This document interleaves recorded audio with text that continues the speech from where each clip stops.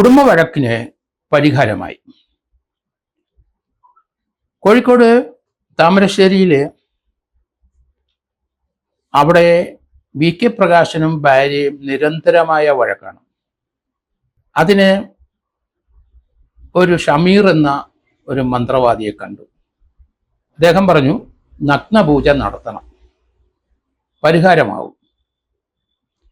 അങ്ങനെ V K പ്രകാശനും Shameer എന്ന അടിവാരത്തുള്ള വാഴയിൽ ഷമീർ എന്ന പൂജാരി തമ്മിൽ ഈ കാര്യത്തെപ്പറ്റി സംസാരിച്ചു. നിരന്തരം വീട്ടിൽ വഴക്കാണ് ഭാര്യയുമായിട്ട്, മർദ്ദനം അങ്ങോട്ടും ഇങ്ങോട്ടും ഉണ്ടെന്നായിരിക്കാം.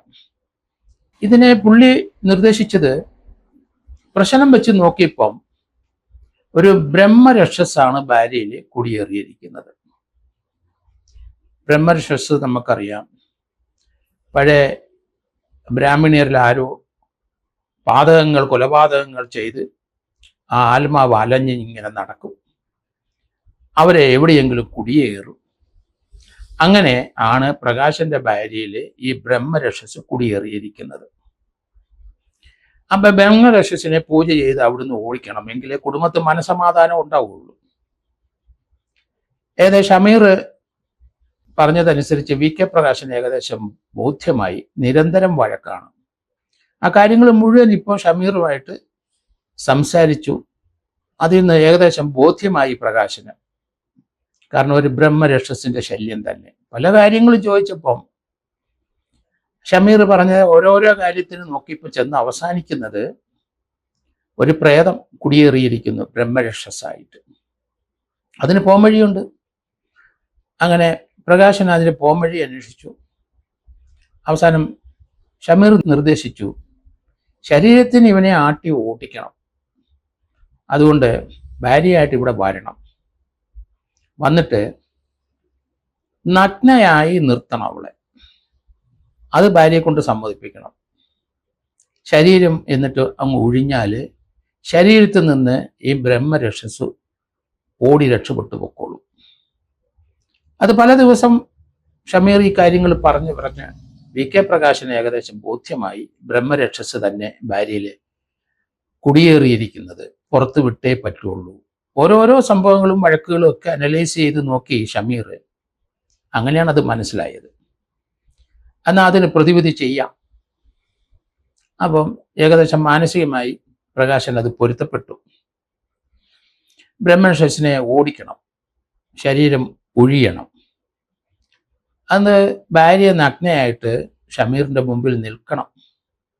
എന്തായാലും പല പ്രാവശ്യം ഭാര്യയുടെ അത് പറഞ്ഞ് പതുക്കെ പറഞ്ഞ് വശത്താക്കി കൊണ്ടുവരാൻ നോക്കി പ്രകാശൻ. അത് നടക്കുന്നില്ല, ഭാര്യയ്ക്ക് അത് ബോധ്യപ്പെടുന്നില്ല. അത് ആ ഒരു സംഭവം എങ്ങനെ പറഞ്ഞ് ബോധ്യപ്പെടുത്തുമെന്ന് പ്രകാശൻ പല സന്ദർഭത്തിൽ ഷമീറിനോട് ചോദിച്ചിട്ടുണ്ടാവും. ഏതായാലും പറഞ്ഞ് അത് ഒരു ലോഹ്യത്തിലും സ്നേഹത്തിലും പറഞ്ഞിട്ട് നടക്കാതെ വന്നു. പിന്നെ ഭീഷണിയാണ്. ഷമീർ അത് തന്നെയായിരിക്കും, ഭീഷണിപ്പെടുത്തണം, നന്നായിട്ട് ഭീഷണിപ്പെടുത്തണം. അങ്ങനെ എങ്കിലേ വഴങ്ങുള്ളൂ. ഭീഷണി എന്തായാലും ഒരു കൊലപാതകത്തിലേക്ക് പോകാനുള്ള സാധ്യത കൂടി. തന്നെ നഗ്നയാക്കി ആ ഷമീറിന്റെ മുമ്പിൽ ഒന്ന് പ്രതിഷ്ഠിക്കണം, അത്രേ കാര്യമുള്ളൂ. ബ്രഹ്മരക്ഷസ് ഓടിപ്പോവും, വീട്ടിലെ ഒരു സമാധാനമാവും, വഴക്കില്ല. ഭാര്യയുടെ ഉമ്മയുടെ അടുത്ത് പറഞ്ഞത്, ഇങ്ങനെ ചില സംഭവങ്ങളൊക്കെ വരികയാണ് വീട്ടിൽ, ഇയാൾ ഭീകരമായ മർദ്ദനമാണ് കഴിഞ്ഞ 3-4 വർഷമായിട്ട്, എനിക്കൊരു നിവൃത്തിയില്ല, എന്നെ കൊല്ലുകളയും, ഞാൻ ആ പൂജാരിയുടെ അടുത്ത് ഷമീർ എന്ന് പറഞ്ഞ വ്യക്തിയുടെ മുമ്പിൽ നഗ്നയായിട്ട് നിർത്തണം. അമ്മ അതിനോട് യോജിച്ചില്ല. ഏതായാലും എന്ത് ചെയ്യാനൊക്കും, ഇയാളുടെ ശല്യം, ഭർത്താവിൻ്റെ ശല്യം, പ്രകാശന്റെ ശല്യം കൂടി വന്നു. അവസാനം തീരുമാനം എടുത്തു പോലീസിലേക്ക് അങ്ങ് റിപ്പോർട്ട് ചെയ്യാൻ. കാരണം കേരളത്തിലെ നമുക്കറിയാം, മന്ത്രവാദവും അതൊക്കെ അങ്ങ് പെരുകുകയാണ്. അന്ധവിശ്വാസികൾ ഒരു കേന്ദ്രമായി കേരളം അധപ്പതിക്കുന്ന ധാരാളം സംഭവങ്ങൾ നമുക്കറിയാം. ആ കട്ടപ്പനയിലുണ്ടായി, കൊല്ലത്തുണ്ടായി, എത്ര സ്ഥലത്താണ് ഈ രീതിയിൽ ഉണ്ടായത്. മനുഷ്യക്കുരുതി, നരബലി ഒക്കെ നമ്മൾ കണ്ടു. ഇപ്പൊ അത് പ്രശ്നമാകും എന്ന് തോന്നിക്കൊണ്ടാണെന്ന് തോന്നുന്നു ഇതുപോലെയുള്ള ചില വൈദ്യന്മാര്, ചില പ്രേതം പിടുത്തക്കാര്, പ്രേതത്തിനെ ഓടിക്കുന്നവര് അങ്ങനെ തൊഴിലിൽ ഏർപ്പെട്ടിരിക്കുന്നവർ പലരും ഇപ്പം ഈ നഗ്ന നൃത്തം ചെയ്താൽ മതി എന്ന് കണക്കാക്കി അങ്ങനെ ചില നടപടിയിലേക്ക് പോകുന്നതാണ് നല്ലതെന്ന് തോന്നുന്നു. അതുകൊണ്ട് ഈ ഒരു പ്രശ്നത്തിന് പരിഹാരം ഉണ്ടാക്കാൻ ഭാര്യ തയ്യാറാകുന്നില്ല എന്ന് മനസ്സിലായി. ഭാര്യയ്ക്ക് ഉപദ്രവം കൂടിക്കൂടി വരുന്നു ഭാര്യയിൽ. എന്തായാലും ഭാര്യയെ അമ്മയായിട്ട് ആലോചിച്ച് തീരുമാനമെടുത്തു പോലീസ് സ്റ്റേഷനിലേക്ക് റിപ്പോർട്ട് ചെയ്യാം. അങ്ങനെയാണ് താമരശ്ശേരി ഇൻസ്പെക്ടറെ പ്രകാശിന്റെ ഭാര്യയെ പോയി കണ്ടു, കാര്യങ്ങളെല്ലാം പറഞ്ഞു. സായിജ് കുമാർ അവിടുത്തെ SHOയ്ക്ക് കാര്യം മനസ്സിലായി. ഇവനൊക്കെ നല്ല അടി കൊടുക്കുക അല്ലാതെ വേറെ എന്ത് ചെയ്യാൻ ഒക്കുന്നു ഇൻസ്പെക്ടർ ചിന്തിച്ചിട്ടുണ്ടാവും. എന്തായാലും ഇപ്പം അത് ബുദ്ധിമുട്ടാണ്, ആരോപണങ്ങൾ ധാരാളം വരും. എന്തായാലും ഇൻസ്പെക്ടർ യുക്തിപൂർവമായ ഒരു നടപടിയിലേക്ക് കയറി. സായിജ് കുമാർ ഇവരുടെ മൊഴി വാങ്ങി ഒരു കേസ് അങ്ങ് രജിസ്റ്റർ ചെയ്തു.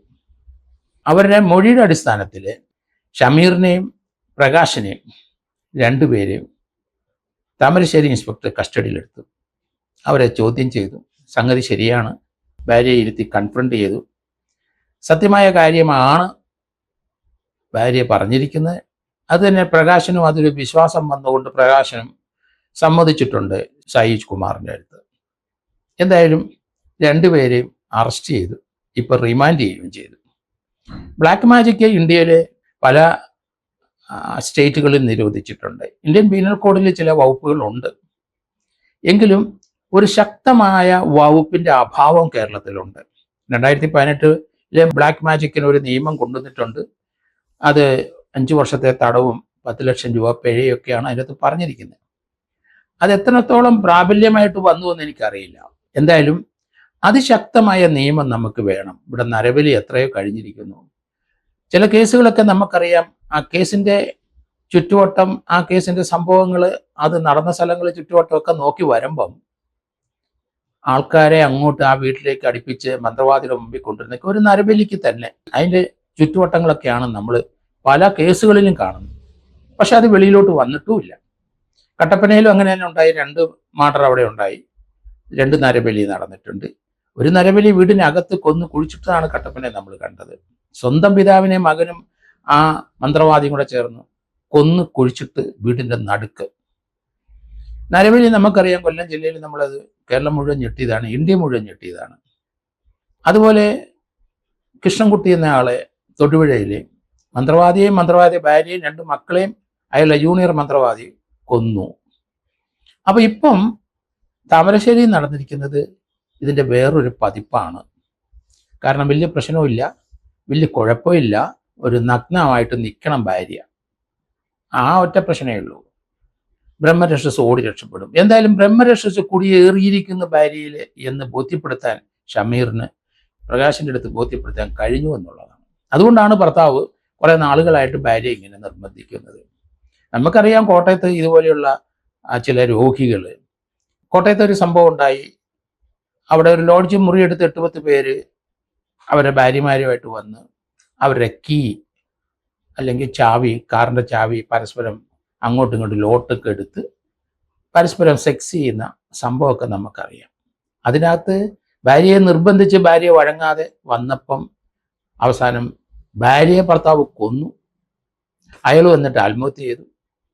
ഇതൊക്കെ കേരളത്തിലെ ഈ വിദ്യാഭ്യാസമുള്ള നമ്മളെ ഇന്ത്യയിലെ 100% സാക്ഷരതയുണ്ടെന്ന് പറയുന്ന കേരളത്തിലാണ് സംഭവിക്കുന്നത് നമ്മൾ വിചാരിച്ചോണം. ഇതൊക്കെ മുളയിലേ നുള്ളണം. അതുകൊണ്ട് ഏതായാലും താമരശ്ശേരി ഇൻസ്പെക്ടറെ അഭിനന്ദിക്കുന്നു ഞാൻ. കാരണം കേസെടുത്തു. ആ കുട്ടിയെ ഏതായാലും നഗ്നയായിട്ട് നിർത്താൻ അനുവദിച്ചില്ല. അതിനു മുമ്പ് തന്നെ കേസെടുത്തു. യാതൊരു ദാക്ഷിണ്യവും കാണിക്കരുത്. കുറ്റച്ചാർജ് അതിനകത്ത് കൃത്യമായ വകുപ്പുകൾ ഒക്കെ നോക്കണം.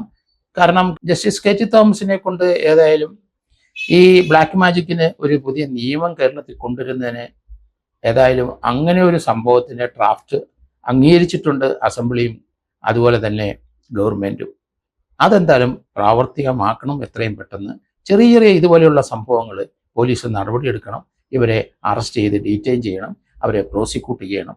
അതുകൊണ്ട് ഇപ്പം സായിജ് കുമാർ ചെയ്ത കാര്യം നല്ലത്. അവർ വന്ന് മൊഴി പറഞ്ഞു, കേസ് രജിസ്റ്റർ ചെയ്തു, അവരെ അറസ്റ്റ് ചെയ്തു, റിമാൻഡ് ചെയ്തു.